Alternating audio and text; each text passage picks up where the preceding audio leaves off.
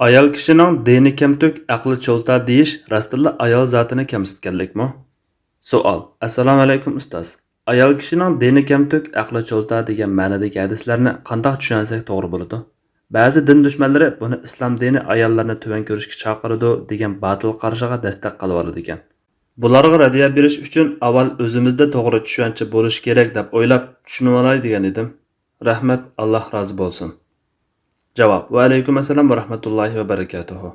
Barliq hamd sanolar Janobi Allohga bo'lsin. Shundaqla payg'ambarimiz Muhammad sallallohu alayhi va sallamga, u zotning oila taobatlariga, ashablariga va u zotga toki qiyomatgacha ergashganlarga durud salomlar bo'lsin. Oldi bilan shuni ta'kidlab o'tish kerakki, mazkur hadis sharif sahihligi eng yuqori darajadagi hadis bo'lib, uni Imom Buxoriy, Imom Muslim va boshqa imomlar o'z sahih hadislar to'plamlarida Abu Said al-Xudri, Abdullah ibn Umar va Abu Hurayra radhiyallohu anhum qatorliq bir qanchalardan sahobalardan rivoyat qilingandir.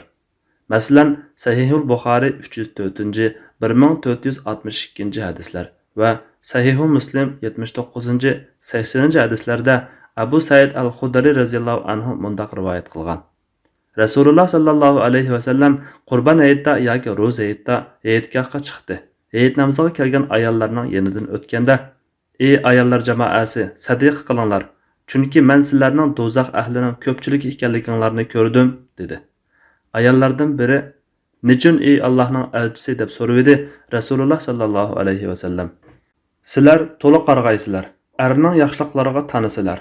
O'zini to'xtatgan zirak erlarning beshini sizlardanmi bak aylantirib o'tadigan, sizlardanmi aqli qisqa, dini kamtuk odamni ko'rmadim" dedi. Ular: "Ey Rasululloh, bizning aqlimizning qisqaligi, dinimizning kamtukligi qandoq?" degan edi. Rasululloh sallallohu alayhi va sallam: "Ayollarning guvohligi erlarning guvohligining yarmiga teng emasmi?" dedi. Ayollar: "Shundoq yarmiga teng" deyishdi. Rasululloh sallallohu alayhi va sallam: "Ana shu aqlning qisqaligidandir. Ayollar hayz ko'rgan chaqlarda namoz o'qimaydi, ro'za tutmaydi. Shundoq emasmi?" dedi ayollar. "Shundoq" deyishdi. Rasululloh sallallohu alayhi va sallam: "Ana shu dinning kamtukligidandir" dedi. Mazkur hadis sharifda payg'ambar sallallohu alayhi va sallam ma'lum sabab tufaylidan do'zax ahlining ko'pining ayollardan bo'lganligini xabar bergan va buning chorasini Abdullah ibn Umar radhiyallohu anhuma rivoyat qilgan Sahihul Muslimdagi 79-hadisda "Sadiq qilinglar, istig'for aytinglar" deb ko'rsatgan. Lekin hadisda do'zax ahli ichida ayollarning erlardan qanchalik ko'p ekanligi bayon qilinmagan. Darvaqa do'zax ahlining ko'p qismining ayollardan bo'lganligi hargizmi jannat ahlining ko'p qismining erlardan bo'lganligini bildirmaydi. Muhaqqaq olimlar jannat ahlining ko'pchiligini ayollarning egallaydiganligini muayyanlashtirgan bo'lib, jannatda har bir jannati erning hur parilardan boshqa yana insonlardan 2 dan ayoli bo'lganligi haqidagi hadis Muslim 2834-hadisda buni ta'kidlaydi. Payg'ambar sallallohu alayhi va sallam ayollarning do'zax ahlining ko'p qismini egilishiga to'liq qarg'ash bilan ne'matdan tanganlikni sabab qilib ko'rsatgan bo'lib, darvaqa mazkur 2 yomon xislat erlardami ma'lum darajada bor bo'lsa-mu, ayollarda ig'irroqdir. Chunki ayollar yaratilish e'tibori bilan ojiz bo'lg'achqa ko'proq tilga kuchaydi. Ko'p tillash o'rinsiz qarg'ashga ilib boradi. Natijada gunohi o'ziga qaytib qoladi. Yana kelib tilga kuchash ko'pincha ahvolda erning yaxshiligidan tinishga ilib boradi. Buning oila bexatarligi va uy ichi huzuriga cho'ng ta'siri bo'lg'achqa yaxshilikdan tinishning o'zi cho'ng gunoh hisoblangan. Qarg'ashni kichik gunoh desakmi, uning ko'p sodir bo'lishi uni cho'ng gunohga aylantirib etadi. Bu deganlik hargizmi ayollarning hammasining tabiati mushundoq deganlik emas. Albatta, chunki nurg'un ayollar borki, taqvodorlik qilishga tirishadi va achchiq kelgandami tilga ega bo'la oladi. Şoňlaşqa hadisde tilga ilingan 2 yomon illat hargizmi ayollarning hammasiga putilib ketgan, hech bir ayol zoti qutulolmaydigan ish emas. Undaq bo'lmasa, payg'ambar sallallohu alayhi va sallamning uningdan ogohlantirishining o'rni qolmaydi. Lekin shundaq bir haqiqat borki, odatda erlarning ko'p yaxshilikni ko'rgan turibmi, biror xatolikni tutib olsa, erdan hech qanday yaxshilik ko'rmagandekla, ernimi o'zinimi qarg'ab ketadigan ayollar uchrab turdi.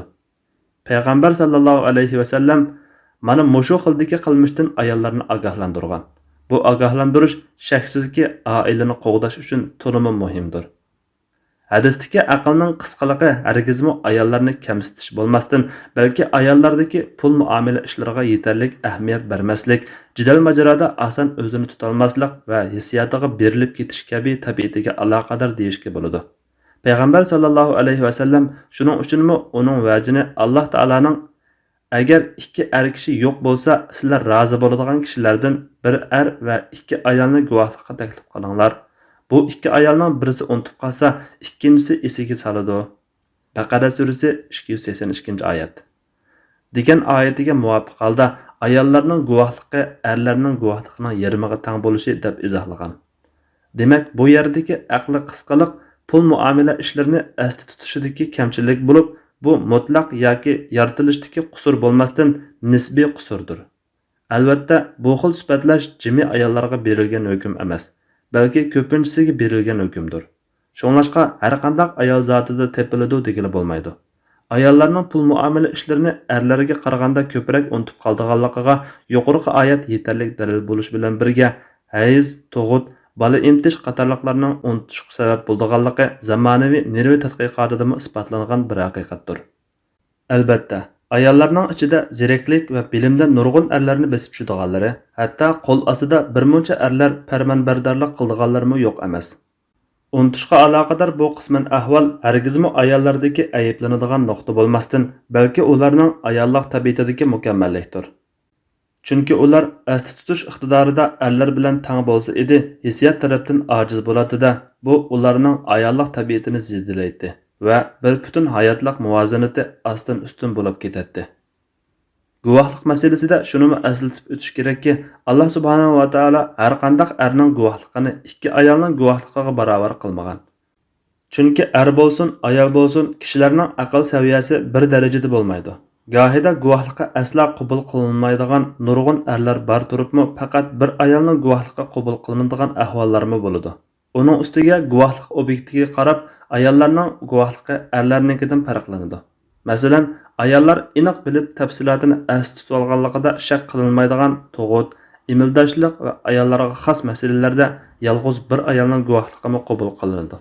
Ammo odam o'ldirish, o'g'rilik va qaritlarda qo'rqib o'zini qochirganlik tufayli tafsilotini aniq ko'rolmaydigan ahvollarda yoki ko'rinishning fojialik bo'lishi asli tutish qobiliyatiga ta'sir ko'rsatadigan ahvollarda yoki ayollar ancha qiziqib ketmaydigan savdo muomala va qarz masalalarida undaq emas.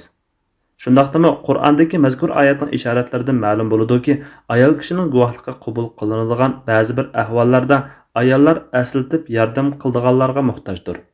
Buningdan erlarning aqli bilan ayollarning aqlining umuman farqli ekanligini yakunlash mumkin bo'lsa-mu, aqliy jihatdan erlarning ayollardan umuman ustunligi chiqmaydi. Payg'ambar sallallohu alayhi va sallam dinning kamtukligini ayollar hayz ko'rgan chog'larda namoz o'qimaydi, ro'za tutmaydi deb ko'rsatgan bo'lib, bu aniq ish.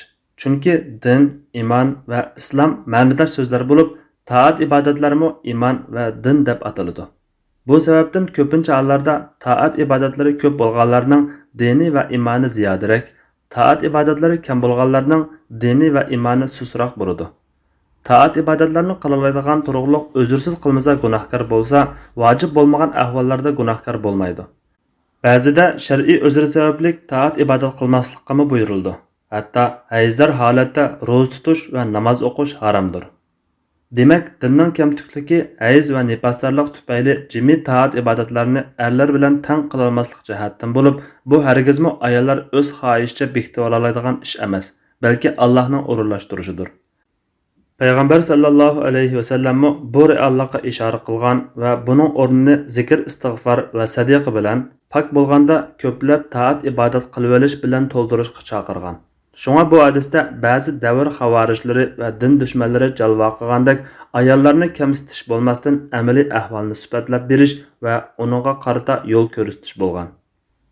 Rasul akram sallallohu alayhi va sallamning ayollarni o'zini to'xtatgan zirak erlarning beshini sizlardimi bak aylantirib o'tadigan deb sifatlashi amaliyotda ayollarni maqtash bo'lib, ayollarning go'zallik va hissiyotchanlikda erlarning aqliga ta'sir qilish kuchi ko'zda tutilgandir. Yuqoriqilardan oydinlashadiki, mazkur hadisdan hargizmi ayollarni tuvan ko'rish puruqi chiqmaydi. Demak, hadisga qarabla ayollar aql idrokda erlardan tuvan degan mazmunni yakunlab olish ayollarga nohaqchilik qilish bo'libla qolmay, islom diniga nohaqchilik va tuhmat qilishdir. Halbuki ayollar yaratilish e'tibori bilan turmushdagi ko'pincha ishlarida aqlning o'rniga hissiyotiga tayanadi. Bu ayollardagi alohida sifat bo'lib, ayol kishi mubodo aqliga ko'proq tayanadigan bo'lsa edi, bola boqib farzand tarbiyalashi qiyin bo'ladi. Bu alohidaliksiz dunyoning holi qandoq bo'lar? Biz tasavvur qila olmaymiz. Yana biri mazkur hadisga tayanib ayollar dindor erlardan tuvan degan mazmunni yakunlab olish kaltipamlik va yengiltaklik bo'ladi.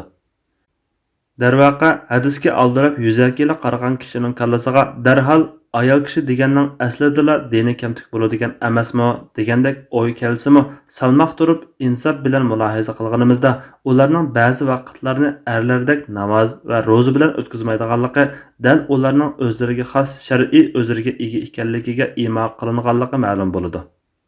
Yig'ib aytganda hadisning maqsadi ayollarni aqli ko'ta, dini kamtik yoki ozdirg'uchi bo'lganlikdan ayiblash yoki topam malomat qilish bo'lmasdan, balki ularni sadiqa ihson qilishga targ'ib qilishdir. Undaq bo'lmaganda edi, qarmoqqa salbiy ko'ringan bu sifatlarning har biriga ayol zotining fitrati va fiziologiyalik alohidliklari chiqish nuqtasi qilinib, birdan o'rinliq javob berilmagan bo'ladi. Alloh eng to'g'risini bilguchidir. Fatvoda doktor Abdul Aziz rahmatulloh.